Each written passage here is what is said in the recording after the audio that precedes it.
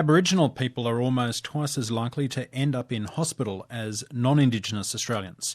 But they're much less likely to be treated by an Indigenous doctor, since only a tiny percentage of medical practitioners in Australia are Indigenous. Now, though, there'll be more added to the ranks, with a record number of Indigenous doctors graduating today at the University of New South Wales. Bridget Brennan reports.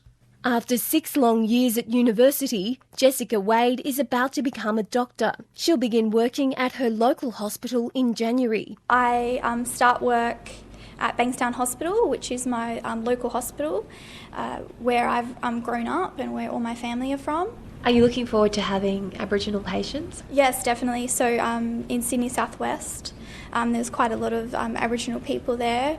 I'm well known in the community there. I go to all the cultural events and know all the elders and the young people coming through. So it's just great to be able to work in my community. Jessica Wade is one of 6 Indigenous students graduating today with a medicine degree at the University of New South Wales. I think it's important for Aboriginal people to be in the health industry, because for other Aboriginal people you can help create a safe environment. The university has been stepping up its recruitment drive to convince more Indigenous high school students to study medicine.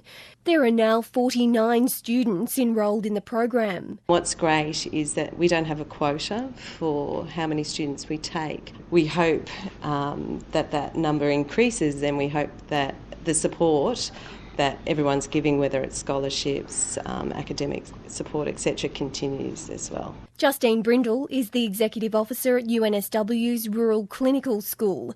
She says Indigenous doctors are able to build trust in Aboriginal communities. There will be Indigenous doctors who have an understanding of their health issues, and more Indigenous people are more likely to go to a doctor if they know they're Indigenous. Many of the Indigenous students will go on to work in regional communities. One of those is Haar, who's about to move to Albury to complete his internship. It's a degree where you have a career at the end where you can really make a difference. You can be a role model to other Aboriginal kids. He says the biggest challenge is coping with the long hours and the large study load. It's lots of hard work along the way, but the best thing is don't let anyone tell you can't do it, because it's absolutely possible for everyone who has the desire to do it. Financial support is also crucial, especially for those students who've moved away from their families. Medicine's an extremely difficult degree.